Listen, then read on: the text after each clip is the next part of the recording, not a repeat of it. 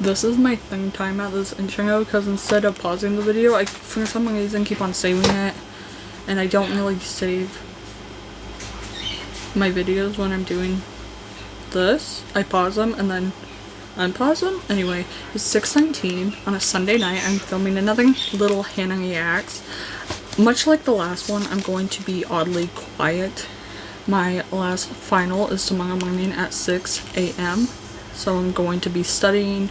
If you see me doing anything other than studying, here's some things I might have. Here is my Girl water in the flavoring sweet tea. It's literally like mid-hot. It's like 95. But on Tuesday I looked, it's gonna be 109 where I live in Washington State. I'm not eating, not live, laugh, loving. Luckily for me, I'm gonna be in Olympia, so it's gonna be 98, which when it's hot, it's just hot. Also, Girl dinner, watermelon with tahini and the tahini chamoy. We are going to be watching The Mass Killing by Explain With Us. It has 4.3 million views. Posted 4 months ago. I'm going to get this set up and then come back. I will be skipping ads, so if you see a little clip of an ad, I just skipped it. And now I'm going to mute myself and we'll get into it. When 2 teenagers were found brutally murdered behind a Publix, the community of Roswell, Georgia was shaken to its core. Roswell 911, what's the location emergency? I just drove around the Publix over here at Kings Plaza, and there looked like 2 bodies were laying behind the store. The 2 victims were loved by everyone who knew them, and the police were desperate to find the person responsible for their deaths. Little did they know that their murderer was more deranged and twisted than they could have imagined. What did you do? What did you do? I didn't do anything. I don't know. Okay. Where he went? What is everywhere? Please don't be preaching. They talk to me. On August 1st, 2016, a delivery driver was making a standard early morning delivery to Publix when he noticed something that would haunt him for the rest of his life. 2 teenagers were lying naked and dead behind the store. Each one had a singular gunshot wound to the head and had been positioned near their parked cars. The police were quick to show up on the scene and were soon met by some anxious parents whose children hadn't returned last night. With the help of the parents, the police were able to identify the 2 victims as Natalie Henderson and Carter Davis, both just 17 years old and preparing to go into their final year of high school. From what the police could gather, both teenagers were incredibly outgoing, kind, and well-loved. None of their friends or family could think of anyone who wanted to hurt the 2, leaving police searching for any lead as to who their mysterious killer might be. But they weren't left without any clues for long. Using the security footage from neighboring businesses, the police were able to see that their suspect was a young, dark-haired man who appeared to be wearing some sort of white mask. In the footage, the 2 teens could be seen spending time together while their assailant secretly stalked them from behind a nearby electrical box. After watching the couple for some time, the mysterious man confronted them and ultimately shot the 2. While this evidence was definitely a step in the right direction, it still wasn't enough to positively ID the killer. The next big break for the police came in the form of Natalie Henderson's bank statements, as officers realized her credit card had been used at a nearby Flash Foods gas station several minutes after her death. After checking the security footage at the gas station, officers were able to get enough details on the killer's car to trace it to a 20-year-old man named Jeffery Hazelwood.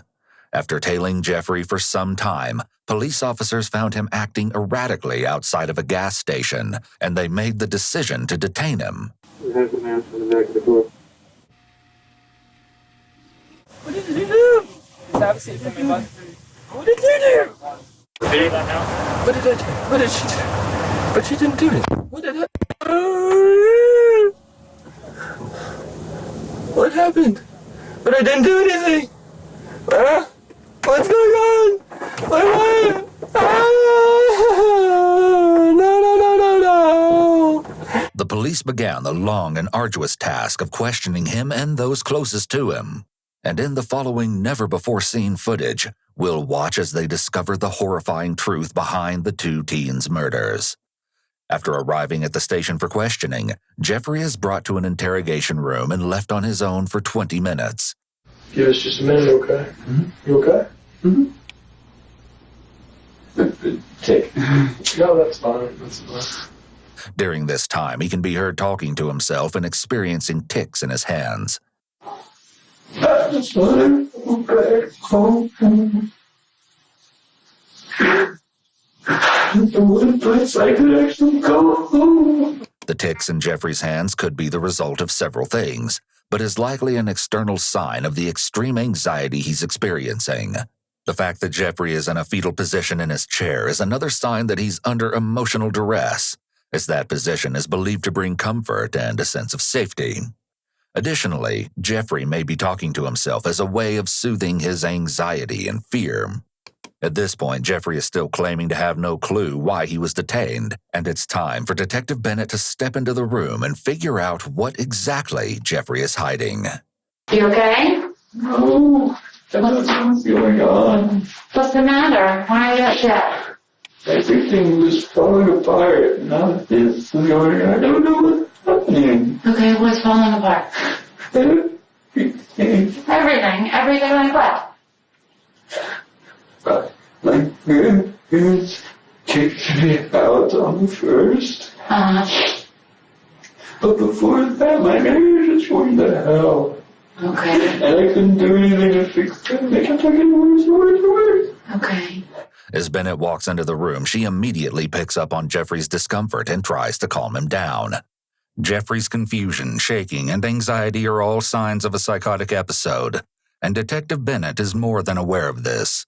She speaks to him in a manner similar to how someone would speak to a child in an attempt to keep him as calm and cooperative as possible in his fragile state. In order to continue building rapport with him, Detective Bennett gathers some background information on his wife. Tell me your wife's name. Kelsey. Kelsey? Bonham. Bonham? Okay, so you guys don't have the same last name? We got married in our religion.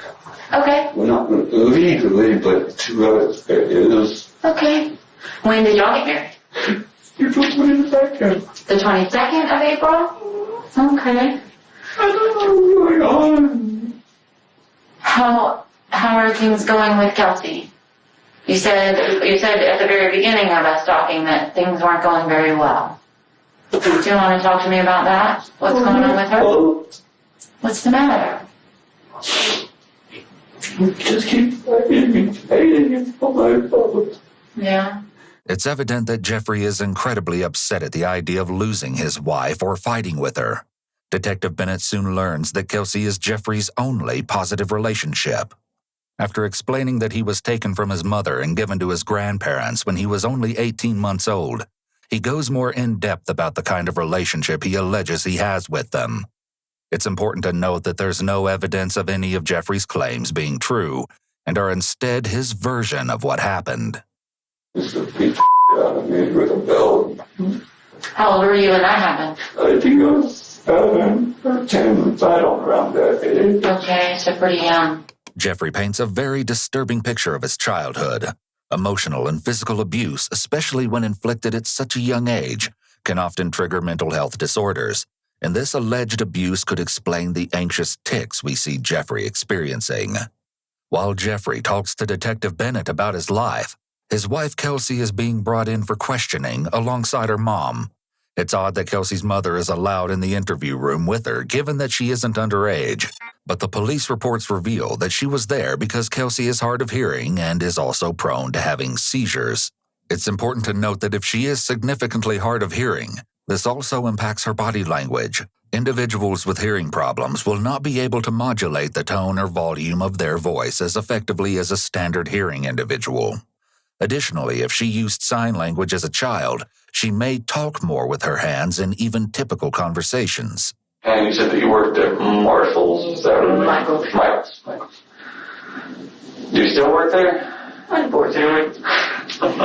Which one do you work at? No one medical. Is that where you met Jeff? Do you want to call him Jeff or Jeffrey or? Yeah. And you met him there?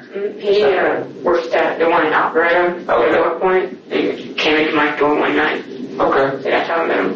How long ago was that? It was March 7th. And have y'all been dating ever since, or? Okay. With a few simple questions, the detective learns that Kelsey and Jeffrey have been dating for around 5 months. That's a seemingly short amount of time to date before getting married, legally or otherwise. Does he ever stay over at y'all's house overnight at all? Is that something that He has with her. I really don't know much about the boy at all. Okay. Based on her tone and the fact that she only refers to Jeffrey as the boy, it's clear that Kelsey's mom doesn't approve of their relationship. Wanting to find out more about who Jeffrey is in his daily life, the officer asks Kelsey about his religious beliefs. I heard some mention of, with nature bound, like spirit animals and that sort of stuff. Does he believe in that sort of stuff? Mm-hmm. He does? Did he have one? Mm-hmm. What was it? He has 2 of them.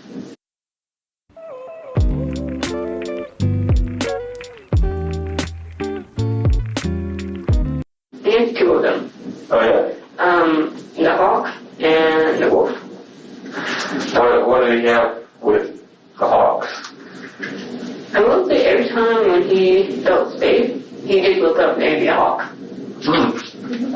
Interesting. Hawks and wolves are both predatory animals, which may give some insight to the officer, as Jeffrey essentially preyed on his 2 victims. Kelsey also mentions that Jeffrey felt hawks were protecting him, which could indicate that he may struggle with feeling unsafe or threatened in the world.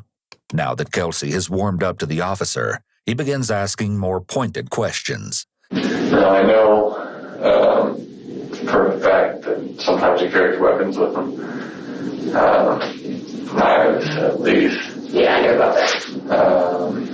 Have you ever seen him carrying a firearm or have one in the car at all? Never. It doesn't appear that Kelsey is lying when she answers this question, meaning that she likely has no knowledge of Jeffrey's recent crimes. Is he pretty high-strung, would you say?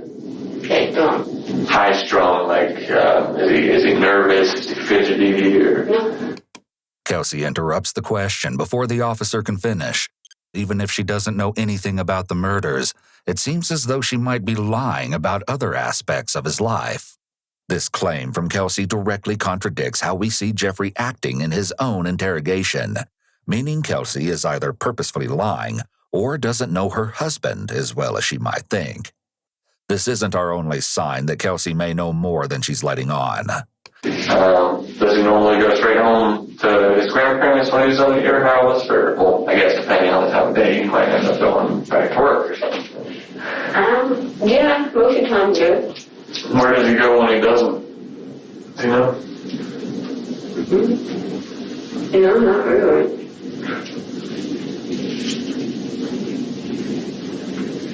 Right after answering the officer's question, Kelsey can be seen glancing up at the camera, indicating that she may have not been truthful and is thinking about the fact that her lies are being recorded. Even more important than glancing at the camera, her foot starts bouncing, indicating a likely increase in anxiety, and her nose appears twitchy, which can often indicate anxiety as fight or flight causes the nose to become engorged and itchy. Also, despite appearances, she is still quite closed off.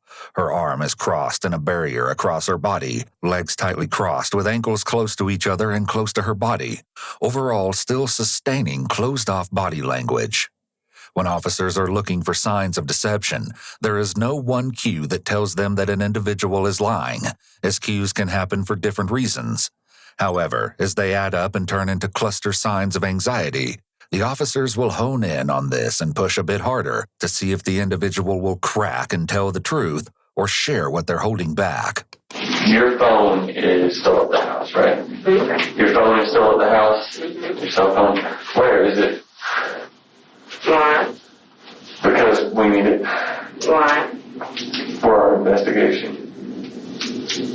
Kelsey, just tell him where it's at. It's in my room on my bed. Okay. Unless there's a warrant specific to her phone, She is under no obligation to hand it over for investigation. The Fourth Amendment protects digital devices, including phones and laptops, from search and seizure, so she is well within her rights to question this and to ultimately refuse. What kind of, why do you want to see pictures? No, What kind of stuff? What have you said to him that you don't want to see? personal things. Like what? Personal things. Anything that can hurt you?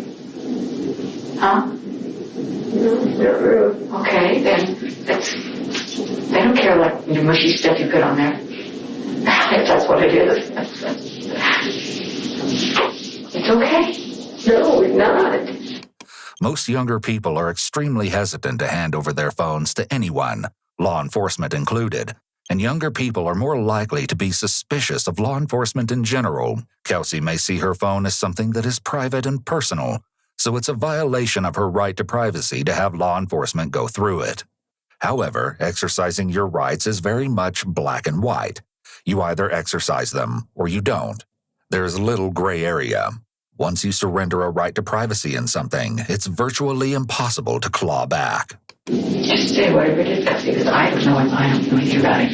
They're trying to help him, okay? So just tell him what it is. Because I don't know. Here we go. That makes me very... If you want to wait outside with the other officer, you can stay close, and then we'll bring you back in. Okay. Back with Jeffrey, Detective Bennett begins establishing a timeline for the past few days. The timeline starts out very normal, with Jeffrey talking about spending most of his weekend either working or hanging out with Kelsey. After leaving Kelsey's house early Monday morning, Jeffrey stopped by his grandparents' house to grab a few things before going to a nearby park where he slept in his car. Jeffrey's timeline seems to check out with the detective until he mentions something incredibly strange he found while getting gas on the way to the park. I stopped at Quick Trip that once. Before I got to the park. I found something really interesting there. What?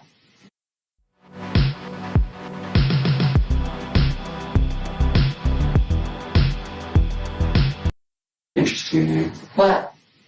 It's weird. I don't like them. What do you mean? I don't like them at all. What is it? It was a gun. Okay. At that Quick Trip right there at Mabry Road? It was behind it. And I was going to smoke a cigarette back there and kicked it. Okay. Ouch! Because I was barefoot. Uh-huh. And I picked it up and I was like, okay, well, I guess somebody left it. Free. I Uh-huh. mean, I could sell it because I don't have a lot of money. I Uh-huh. don't have money at all. So I was like, okay, I can sell it. Right? And I was like playing with it and all that. This story about finding a gun behind a gas station is hard to believe. It's likely that Jeffrey obtained the gun in another way, but doesn't want to admit it. Can you tell me what it looked like? It was black, and it was one of the really short ones. Okay. Like one that you hold in your hand or one that you prop on your shoulder? Not that Like one of the big. No. ones that, well, not that big. No. Okay. It was just, Call of Duty, the ones where you go like this. Okay. So more like, you said it was black, right? So did it have the spinning wheel thing on the side, or did the top of it slide back? The top. It pinched me. Okay. How did you pinch yourself? It pinched my finger. How did that happen? It got infected. I was playing with it, and it went forward really fast. Oh, okay. So you got your pinky just stuck in the little sliding part on the top? It hurt. Holy cow, I bet. Did it bleed? It did, but it's more infected right now. Oh. While discussing the gun, Jeffrey uses a lighter, more childlike tone as a way of making this whole story sound more innocent, as well as what sounds like an unusual accent. Using that childlike tone as a way for him to avoid answering questions and to avoid the seriousness of what's going on. He didn't always speak that way, only sometimes, which indicates that he might be being evasive and deceptive and trying to avoid the question. He also focuses on how the gun injured him in order to present himself as the victim and to distract Detective Bennett from assuming he had any ill intent with the weapon. Although she likely doesn't believe his story, Detective Bennett is making sure to appear empathetic to Jeffrey's extremely minor injury. By coming across as warm and understanding, she's able to build up a rapport with him and get him to readily answer her questions. He likely would shut down if Detective Bennett raised her voice or argued with him. Although she's doing a good job of appearing empathetic and understanding, it's clear something is wrong with Jeffrey. And you left her house and headed for Grandma's house. Okay. So at that point, we had a crime happen here in Roswell. Mm-hmm. That Heard about it the next day from her mom. It's horrible. Okay. Okay. Well, you think I want to even more move up to Canton with that nice apartment. Yeah. But it's horrible. Well, Horrible. You still had to drive by the location where the incident happened? I did? Yeah. I have your car on video. So, Driving by the incident location. when? I have you pulling into the parking lot where the incident occurred. Mm-hmm. I have you getting out of your car and walking around a little bit. I have you walking towards where the incident occurred. And I have you on video where the incident occurred. Oh. Tell me why you were there when that happened. I was scared to say something. It was awful. It was all covered in blood. Okay. Okay. It was awful. Okay. Tell me what you saw. Living on the ground. Mm-hmm. Blood was everywhere. It was everywhere. As Detective Bennett gets more and more information out of Jeffrey, we see him revert back into the fetal position he was in at the beginning of the interrogation. You'll notice that Jeffrey loosens up when they're talking about less stressful things. He also once again changes his voice to sound high-pitched. It's clear that he's panicking. The dark.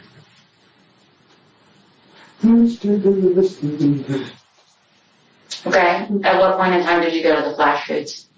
What? The gas station. What do you mean? I don't remember this. Gas stations have video cameras. Mm-hmm. Yes. I know what kind of car you drive. Yes. I have you on video and your car at the gas station Yes. across the street from your job. At what point did you go to the gas station? Later. While it's obvious that Jeffrey was caught lying about going to the gas station, it can be hard to determine if he is intentionally lying since he appears to be in the midst of a psychotic episode. While Jeffrey may be able to effectively communicate with the detective during this episode, that doesn't mean he's in his right mind. Despite this, Detective Bennett questions Jeffrey about the murder weapon, and the lies continue to add up.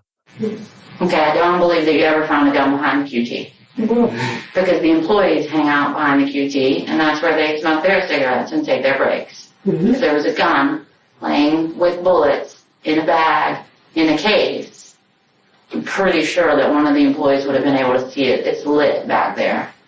Yes, but how do you know if they actually saw it? A handgun in a bag with bullets in a case. You don't think they would have seen it? I don't know. Where'd the gun come from? The more Detective Bennett questions Jeffrey about his actions after finding the bodies, the more tangled he gets in his own conflicting stories. Detective Bennett has made it clear that she doesn't believe Jeffrey's story about finding the murder weapon. What Jeffrey doesn't know is that Detective Bennett already knows the real story behind how he got the weapon. On Monday afternoon, less than 12 hours after the murders had taken place, Jeffrey's grandfather reported that his Sig Sauer pistol had been stolen, and the description of that gun matched the one Jeffrey claimed to find behind the gas station. Your grandfather's stolen gun is going to be in the back of your car, isn't it? I don't know. We already talked about the gun. Yes? I think that you're being dishonest about where it came from. So when I go and get the video from behind Quick Trip on the night you said you found the gun, you're going to be picking up a bag, taking the gun out, racking the slide, popping a bullet out, picking the bullet up, putting it back in the magazine, putting it back in the gun, and then sticking it into your trunk or in a bag in the back of your car. That's the way that it happened. You think so? I don't know anymore. Here, Detective Bennett is using something known as a bait question. If Jeffrey is being honest about how he obtained the gun, then he should be confident that the security footage will confirm he found the gun behind the gas station. However, he gave a weak and non-committal response to the question, confirming that he's being deceptive about where he got the gun. I don't know his name. Whose name? Name. Whose name? The guy I gave it to. The guy you gave it to. The guy you gave what to? The gun. Didn't know. He said he wanted to practice.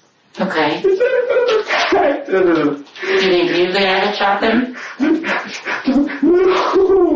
I don't know. Who'd you give the gun to? You don't know his name. Tell me what he looks like. All I know is Matt. His name is Matt. When did you give him the gun? A week ago. You didn't find it a week ago. You told me you found it on Sunday night. It's only Wednesday. This is my dog Clark. He's my favorite. He likes to dance. He also likes to play. I want to make... All I want to do is see my brother. It's clear that Jeffrey has some confusion surrounding dates and times, likely caused by his psychotic episode. However, the police now have a new lead to investigate in the form of this mysterious Matt.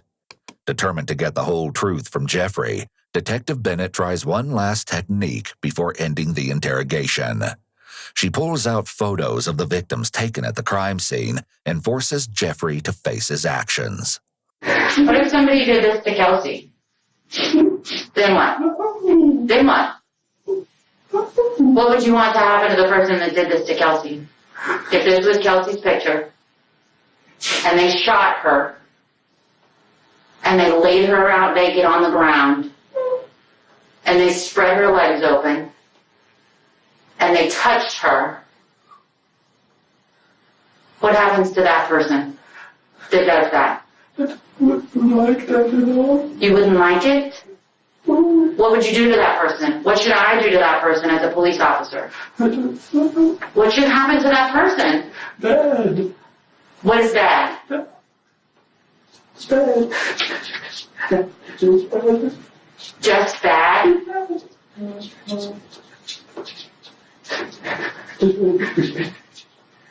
I want you to look at her.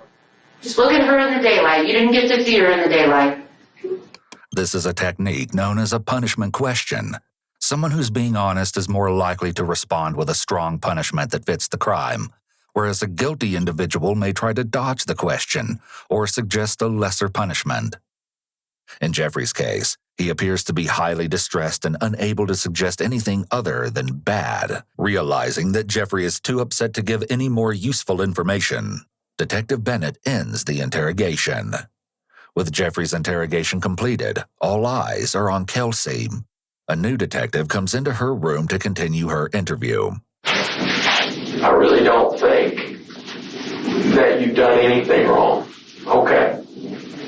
But I think you know a lot more information than you're telling us. And I'm just being honest with you. And here's what I'm going to say to you. You're a young lady. You got your life ahead of you. Okay. I want you to be able to be open with me. You're not under arrest. You understand? You've been helping us. I have no reason to believe that you're nothing more than helping us. But I can't later find out something happened or that you knew of something and you didn't tell me. Do you understand that? Yeah. Then you're culpable. And you're accountable. Oh, thanks, dude. You're welcome. It comes into it kind of personal. I feel like I could betray. And I don't like betraying people no way. I understand. Kelsey knows that revealing intimate details about Jeffrey, such as his mental and emotional problems, could incriminate him. It seems that she may need more confirmation about the severity of Jeffrey's actions before she's comfortable giving details. Additionally, Kelsey clearly doesn't understand what the detective is implying when he tells her that she is culpable and accountable. She appears to take it as a compliment, when actually he's saying that if he finds out she's hiding something, she'll be held accountable by the law and possibly face legal consequences. The detective should take a moment here to explain his statement. He should also use caution going forward and make sure that he explicitly says what he means in simple terms, so that he can be sure Kelsey understands. Has he given you or told you about anything that he's done recently that would be, in your eyes, shocking? No. No? All right, so here's what the deal is. You know, I told you they sent me to all those fancy schools. Mm-hmm. You just lied to me. No, I didn't. Okay. Okay, yes, I looked away, but normally I do that thing. That's not just look away, and I can't describe everything. I've been doing this for a long time, okay? All I can tell you is I'm trying to remove you from any kind of association. If you give me deception, and I know you're lying to me, then I have no alternative than to put you over here as opposed to over here. We know that it's a common misconception that eye contact is indicative of honesty. However, people will typically look to the side periodically as they're considering what is being said or how to best respond to something. This is all a normal part of honest communication. In fact, sustained eye contact can often mean the opposite, as individuals who are being deceptive will maintain eye contact in order to thoroughly search the person's face for signs of belief or disbelief, so they can quickly adjust their story to fit the reactions of the individual they're trying to manipulate. Kelsey could also have looked to the side because she's hard of hearing and is trying to figure out what the detective said, or even is thinking. I kept you over here just because you have knowledge of something. I can tell you. Listen, you're trying to convince me now. I'm not. He's trying to commit. Okay. I had to revive him 3 times, okay? When was that? About 3 weeks ago. Okay, well that's not the... How did he try to commit? With what method? He had a gun? No, painkillers. He had what? Painkillers. And when he busted up his knee, the doctor gave him painkillers. Okay. And he took 3 of them. Then he was messed up for a while. Couldn't remember anything for about a week. Okay. And that's the most shocking thing I know, okay? Okay. So did you call rescue? He's taken my hospital. And I don't know why he does it. Was you revived him 3 times with CPR and you didn't call an ambulance? I was a nursing major. Attempts to take one's own life are a major red flag of a number of mental health disorders, including an active psychotic episode. It's a clear sign that Jeffrey's mental state was rapidly decompensating. This information also gives insight into the nature of Kelsey and Jeffrey's relationship. It appears that Kelsey takes on a caregiver role as evidenced by the fact that she revived him 3 times and helped keep the attempt a secret so that she could treat the issues herself. Romantic partners will often take on this caregiver role when they want to hang on to a relationship while their partner is struggling with something that could threaten the relationship, such as Jeffrey's erratic behavior.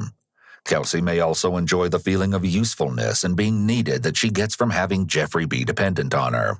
You're safe here. This is a safe room. This is a safe space. I've told you, if you tell me the truth, because later if I find out something different, it's different.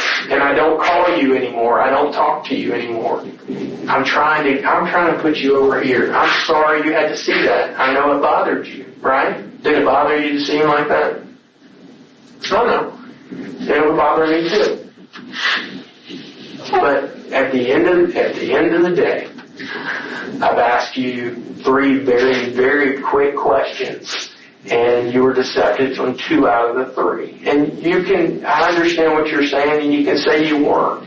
I understand it bothered you. I get it. What bothered me is that you think that I know something that was shocking. All right. The only thing I know was shocking is when he went to an episode, and I had to pin him down because I thought he was going to... So he hasn't told you that he's hurt anybody recently?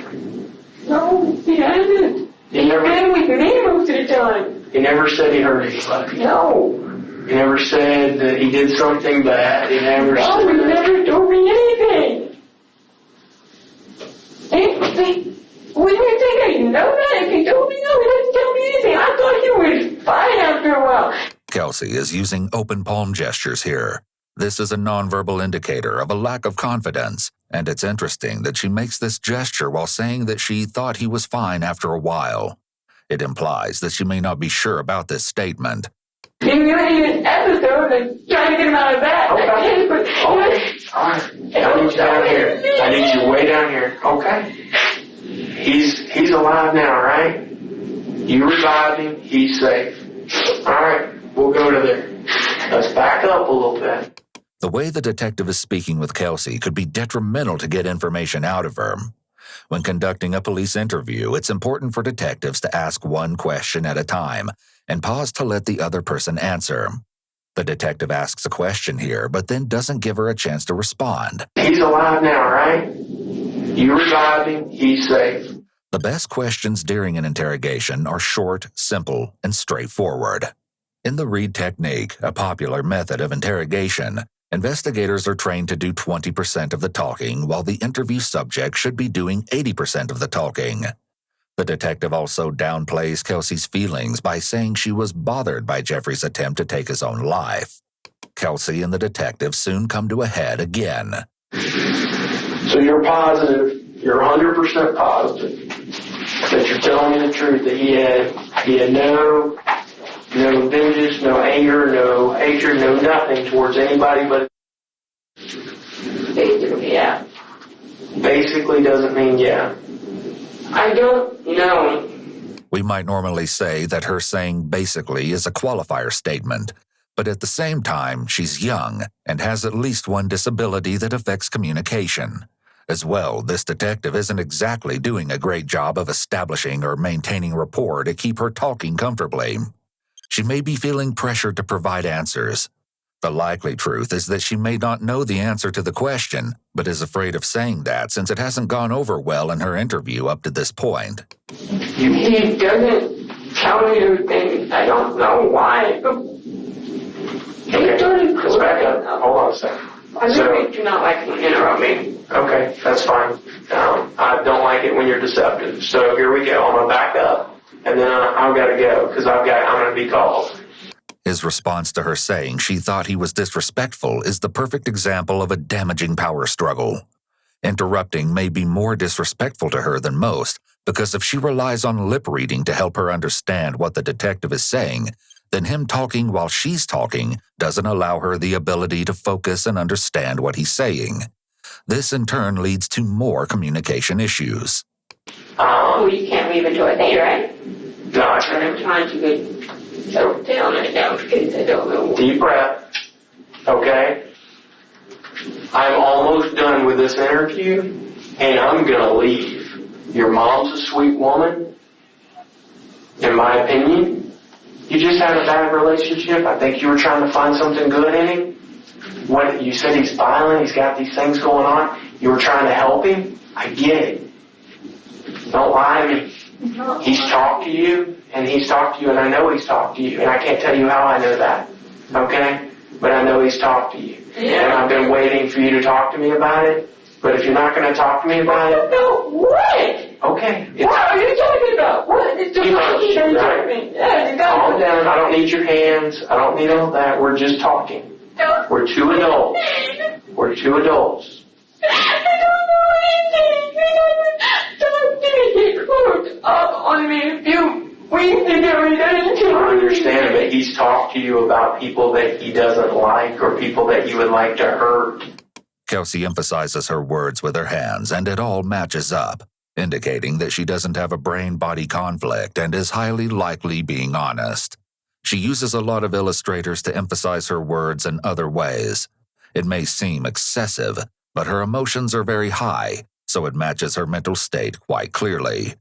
The detective is far too confident and has now caused Kelsey so much distress that she has likely lost all trust in him. She might feel that the detective is just playing games with her, or she might feel frustrated that no matter how forthcoming she is, he will still doubt her honesty. especially since Kelsey has given all indications of a person responding honestly. Yes, he has. Hurt? He never told me I didn't want to hurt. Never. That's it? Yes. He told me once he was doing that. And he didn't sleep when he wasn't looking. All I know is I don't know anybody else. Kelsey's heated reaction to being told she's lying is actually indicative of her being honest.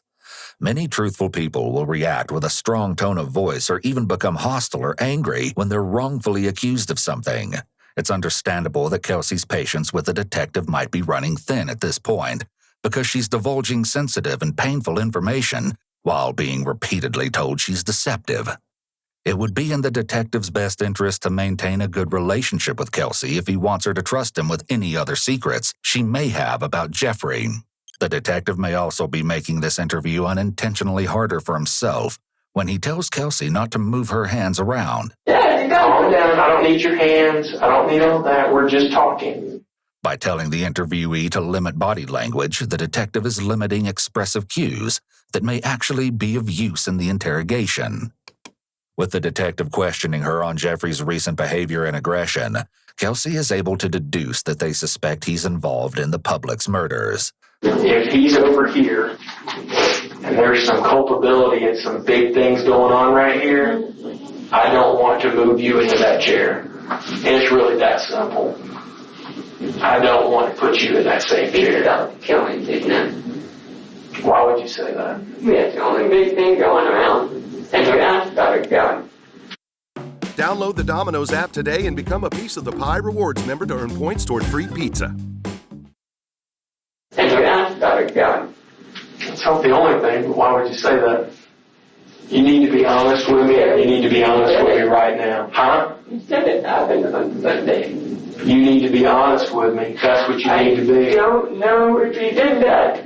Why are you making it sound like he did? You're making it sound like it. That's why I asked. That's why I asked you if that was it. Because I don't know. How do you know about the killings, then? My mom told me. Your mom? Told me Monday morning. What killings was she referring to? The ones behind public.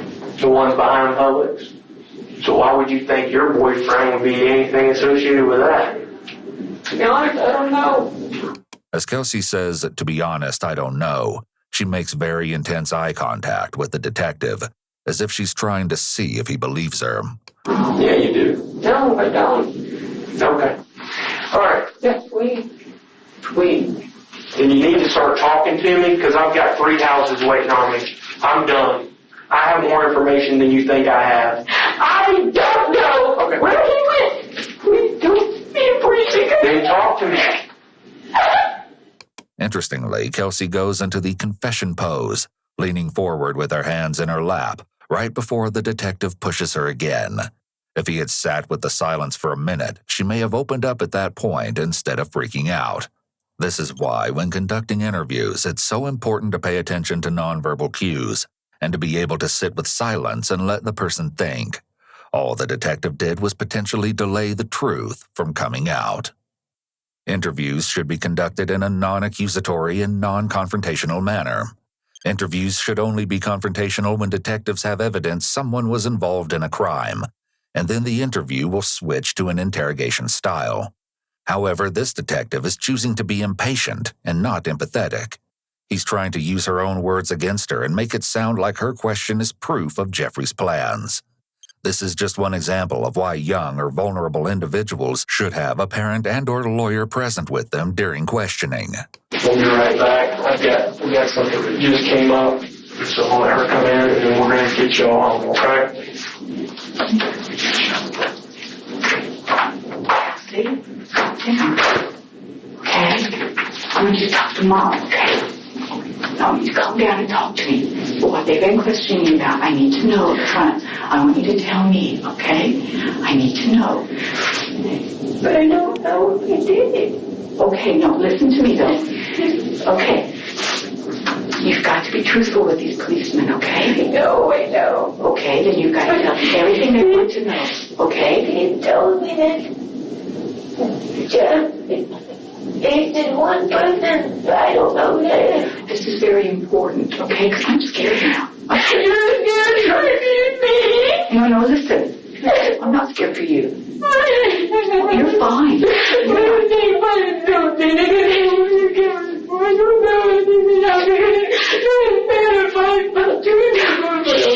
Calm down, Kelsey. Be calm. Okay? And you told the truth about everything. Because they feel like you're not telling the truth about it. I don't know. When the detective comes back into the room, Kelsey tells him what she can about Jeffrey's recent violent behavior. He felt one coming on. I have to coming on, and I stayed with him for 2 hours. He got in trouble with it. And he had a knife. And he gave me his knife because he felt like he was going to hurt someone. This is, of course, an obvious red flag that Jeffrey was dangerous. Sadly, Kelsey thought she was taking care of Jeffrey by just taking the knife away. But in truth, he would have needed hospitalized care to stop his violence and aggression from escalating even further. Back with Detective Bennett, Jeffrey has requested to speak with her again, and this time he's promising to tell her the whole truth. What decisions that led up to this do you think are the bad ones that you made? I wanted to do was protect her. Protect who? Kelsey. Protect her. Okay. Tell me about how you were protecting Kelsey.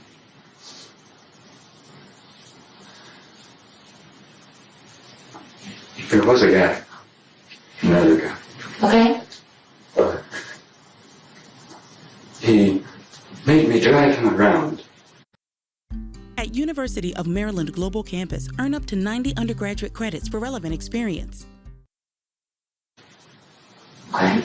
And the high school, he made me drive past, and around.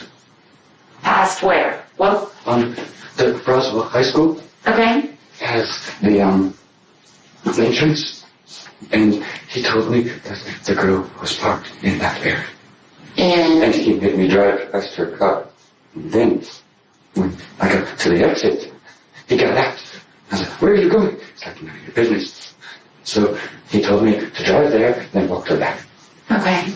So I parked, and then a little while later, her car comes through with his car. Okay. And then I go back there. Okay. So where did you first? Go ahead. He made me show him my driver's license. Mm-hmm. And he threatened me. He threatened my family, which was Kelsey. Mm-hmm. As he hinted towards in his last interview, Jeffrey reveals that there was another man with him at the time of the murders. With Jeffrey giving more information about Matt and the night of the murders, maybe the detectives will finally be able to piece together a motive. So where did you first encounter this guy?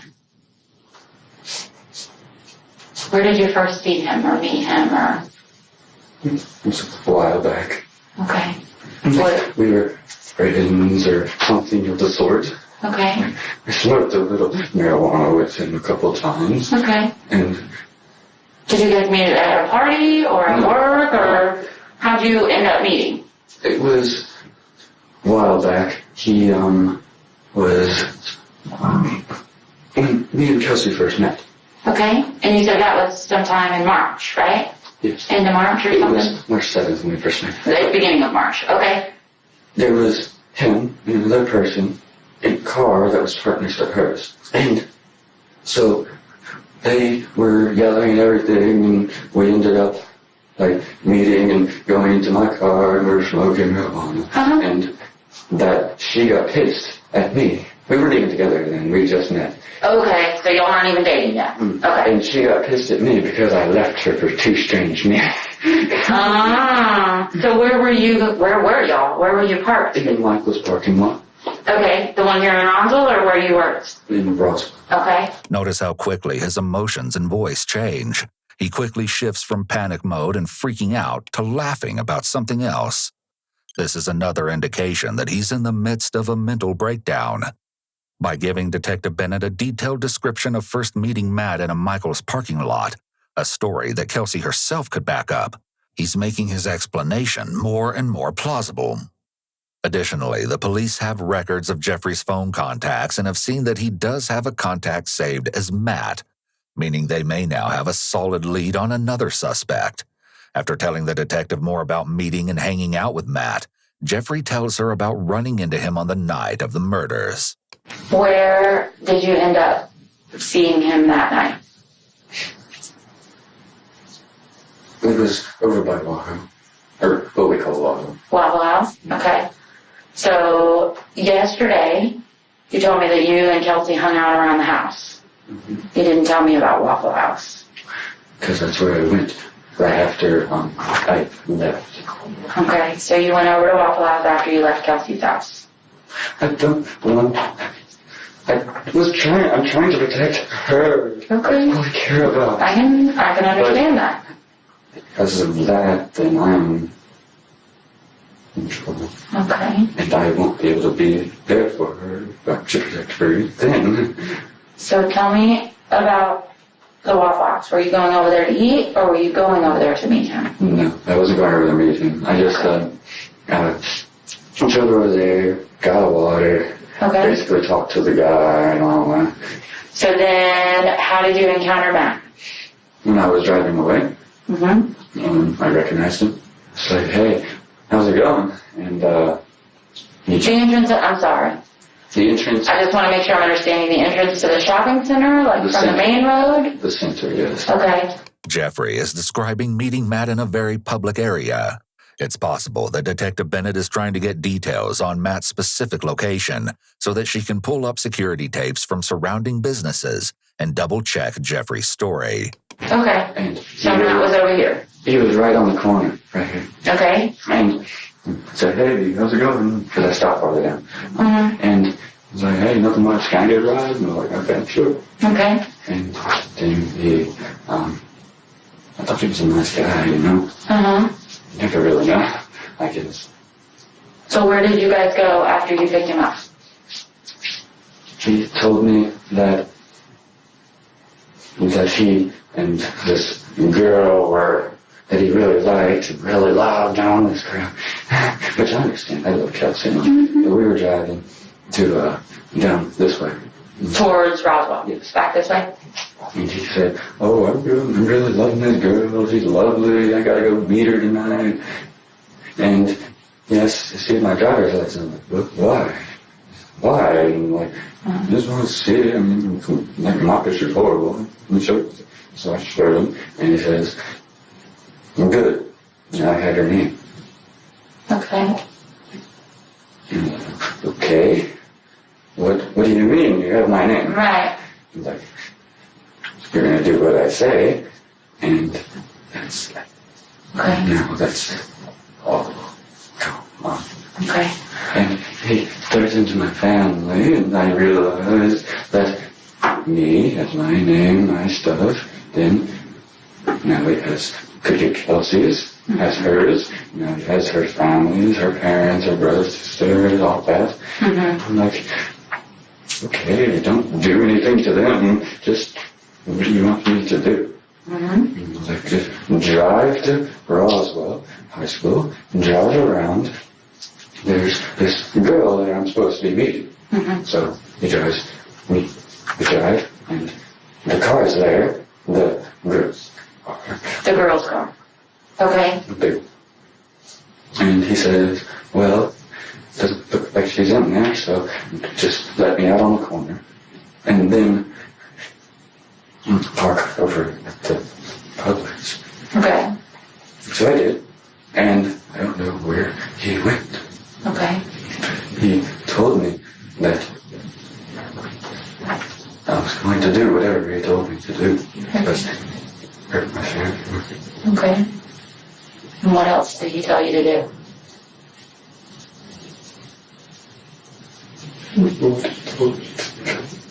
What did he say, though? I need to know the words that he said.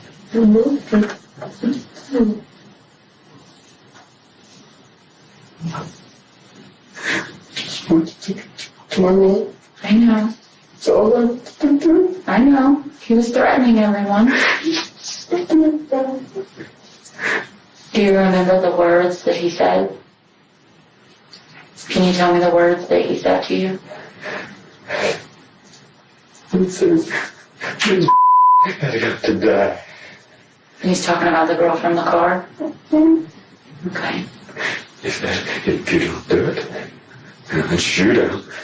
Shoot right down, and hunt everybody down. Okay.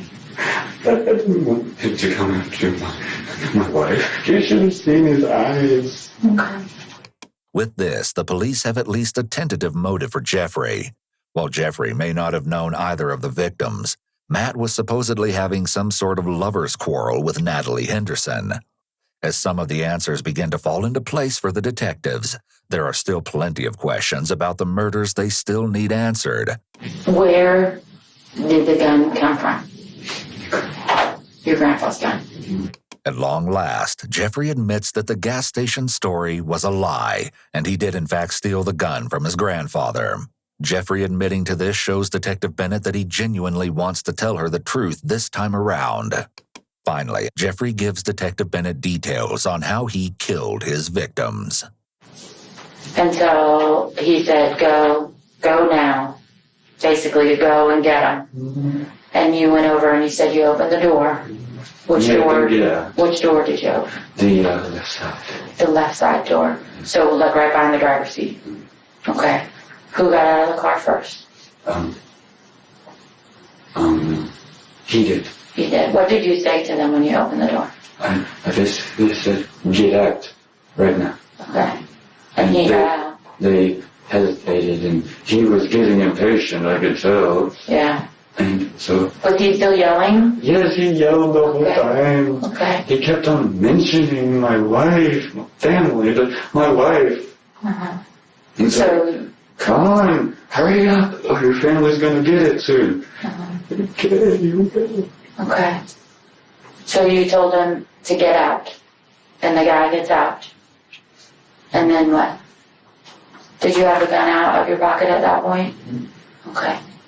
So while he's yelling, and you have the boy out, what does the girl do?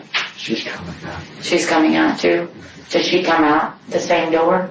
So they both come out the same way? I was just going to, hit them a couple times, see if that would help. Yeah. But, I mean, he told me to kill them. If that would satisfy him? Yes, maybe if I hit the guy once, then maybe that would help. Okay, did you hit him? Yes. Okay, what did you hit him with? With my little fix with the gun. With the gun? And hopefully, that be enough? Yeah. Is that enough? No, it's not enough. Okay, where did you hit him with the gun? In the head? Yes. And what Because happened? maybe that would satisfy him to where that might go. Like he could forget all about it. Yeah, where did, what happened to him when you hit him with the gun? He fell out of the car. He fell out of the car? Okay. Did you ever hit the girl?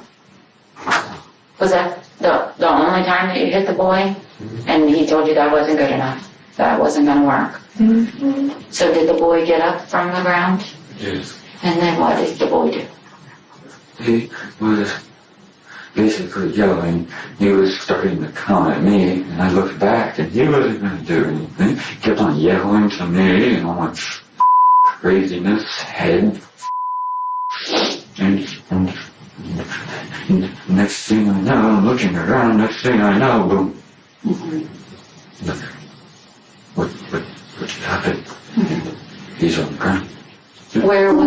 Where was the girl when the boy was coming at you? She was over by her car. She was by the car, and what was she doing? Was she saying anything? She was yelling at me too. What was she yelling?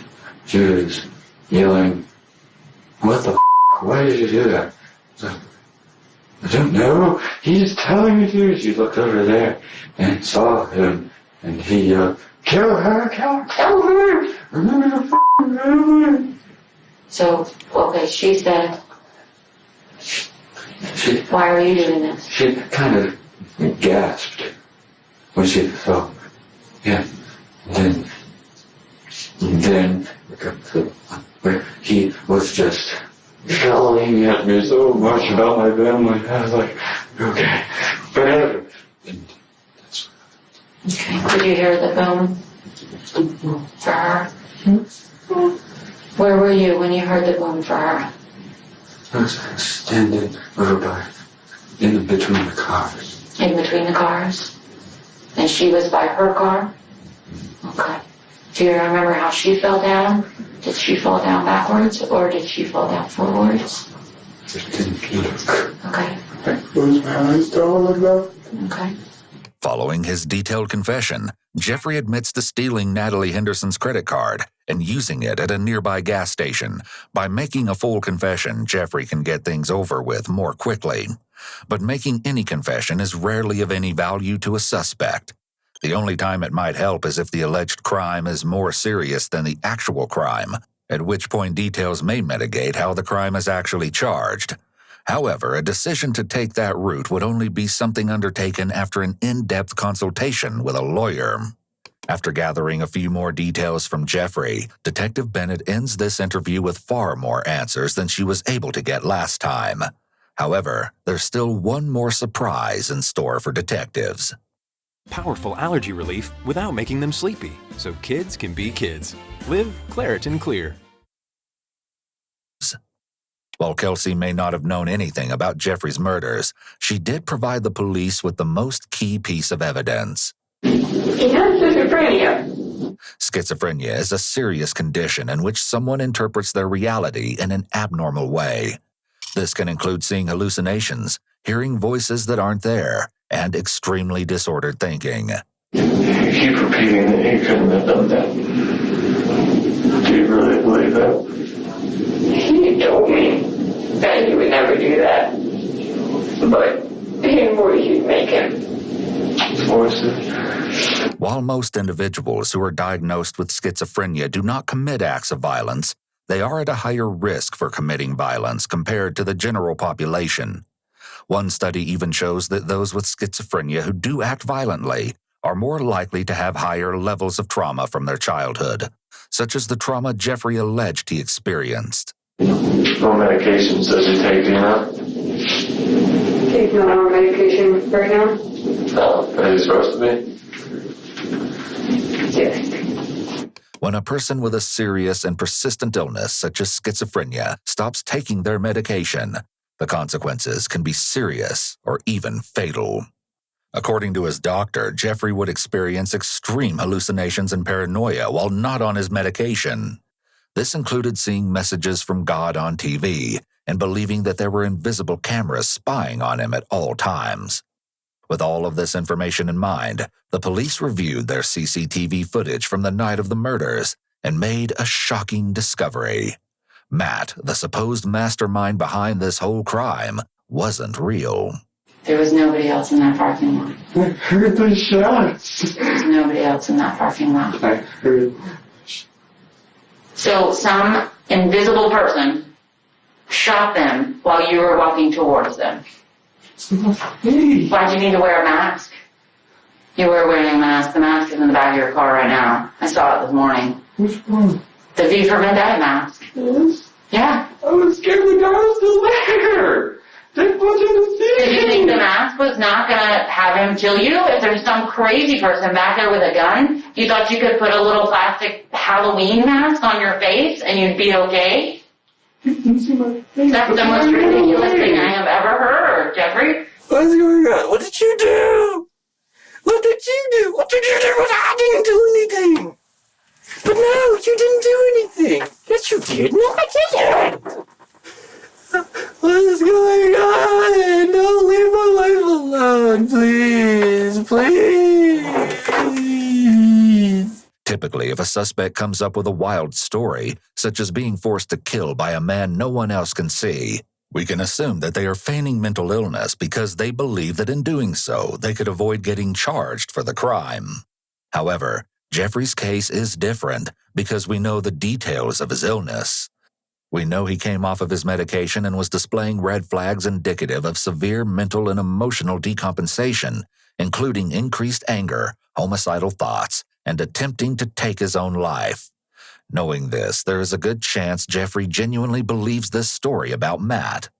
To him, Matt is real, and that night at Publix was a result of Jeffrey acting out of fear from Matt's threats.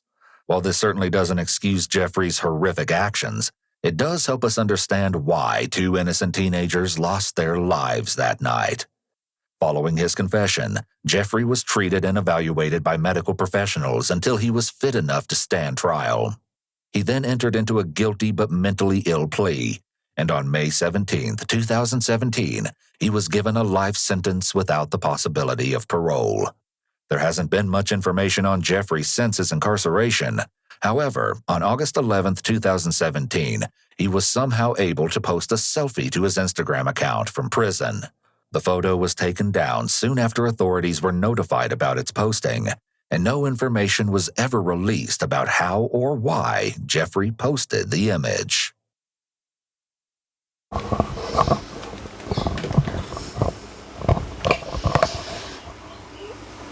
Midway through this, my chair literally I thought broke, and I flung back, so if you saw that, no you didn't.